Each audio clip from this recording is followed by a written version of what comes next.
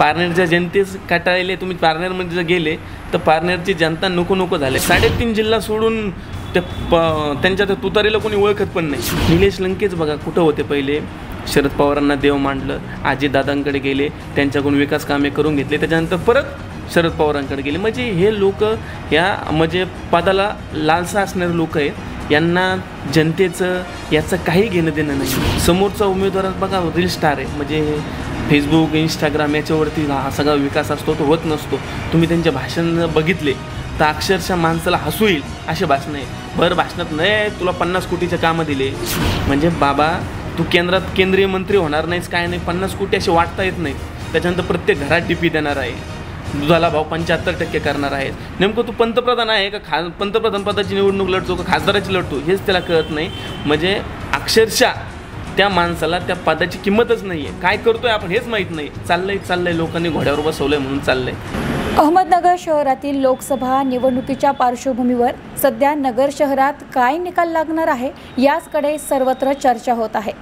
आणि यावर्षीची टक्केवारी बघायला गेलं तर 61.66% इतकी आहे आणि मागील वर्षीची टक्केवारी ही फक्त 64% आहे. तर यावर्षी वाढत्या मतदान टक्केवारीचा फायदा कोणत्या उमेदवाराला होईल याकडे सर्वांचं लक्ष वेधलं आहे. नमस्कार, मी सलोनी खिंडारी.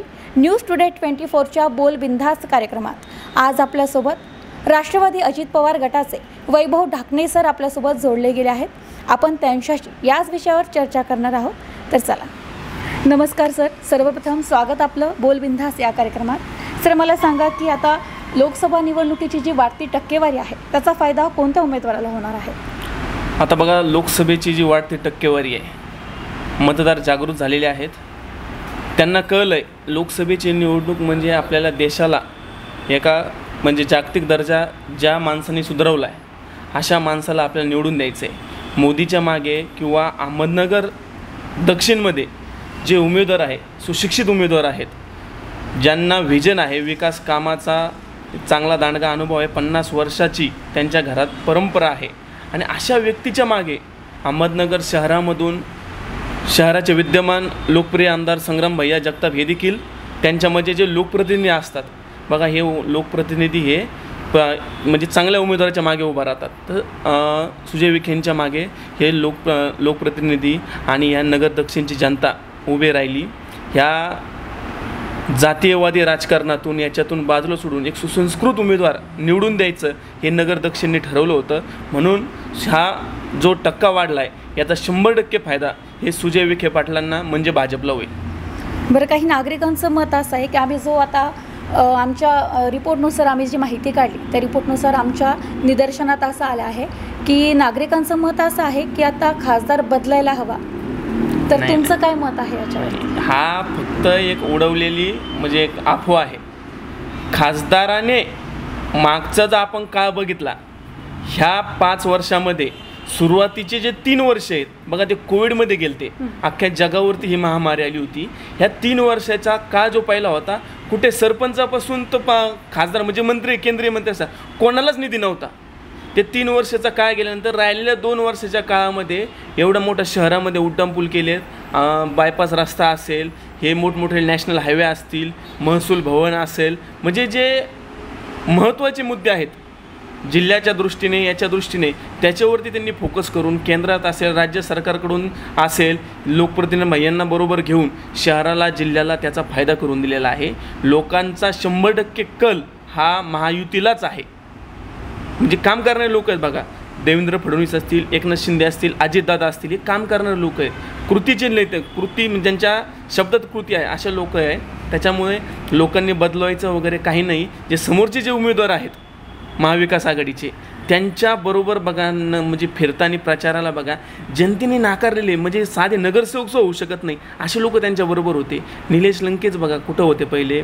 शरद पवारांना देव मांडलं, अजितदादांकडे गेले, त्यांच्याकडून विकास कामे करून घेतले, त्याच्यानंतर परत शरद पवारांकडे गेले. म्हणजे हे लोक या म्हणजे पदाला लालसा असणारे लोक आहेत. यांना जनतेचं याचं काही घेणं देणं नाही आहे.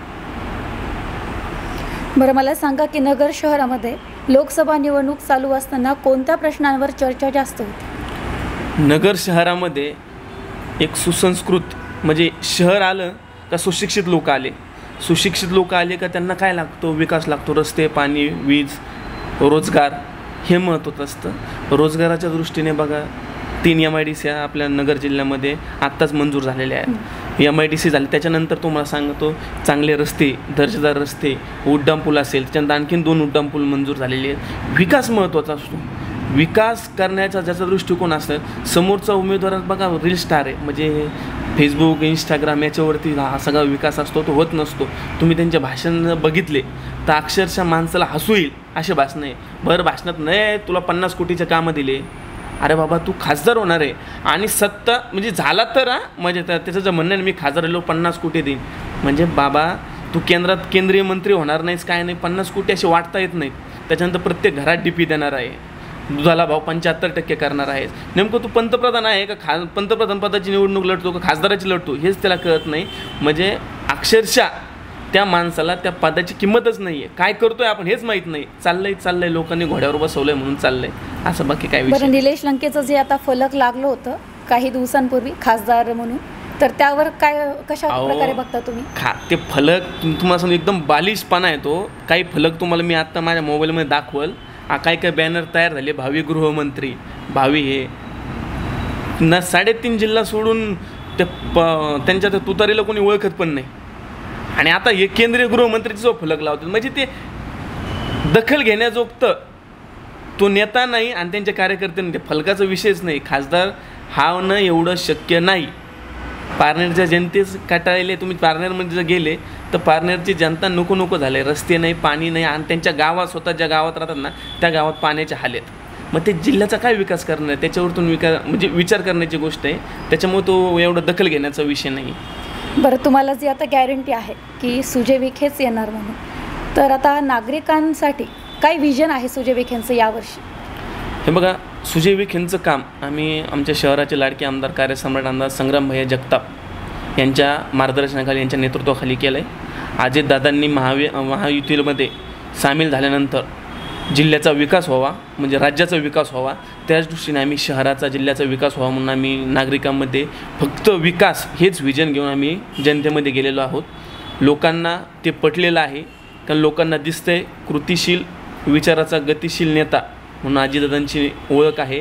आणि त्यांचंच काम, त्यांच्या पक्षाचं काम आम्ही आमदार संग्राम भैयांच्या मार्गदर्शनाखाली करतो. संग्राम भैयांनी जो 10 वर्षामध्ये शहरामध्ये जो मागचा बॅकलॉग असेल, बघा आपलं शहर आहे हे विकसनशील शहर आहे, म्हणजे वाढतं शहर आहे. पूर्ण जुनं खेडं होतं मागचं 25 वर्षात, म्हणजे शहरामध्ये काहीच नव्हतं. आता नवीन लेआउट पडत आहेत, आता डेव्हलप होत आहे. डेव्हलप म्हणजे वाढत चालत आहे. या शहराची गरजा वाढत चालल्यात. म्हणजे लेआउट पडला का रस्ता देणंचे, पाणी देणंचे, वाढणारं शहर आहे. ह्या वाढत्या शहराला एक हुशार लोकप्रतिनिधी पाहिजे. त्या दृष्टीने संग्राम भैया जगताप यांना लोकांनी निवडून दिलं आणि ते या शहरामध्ये विकास कामं करतात हे लोकांना दिसतंय.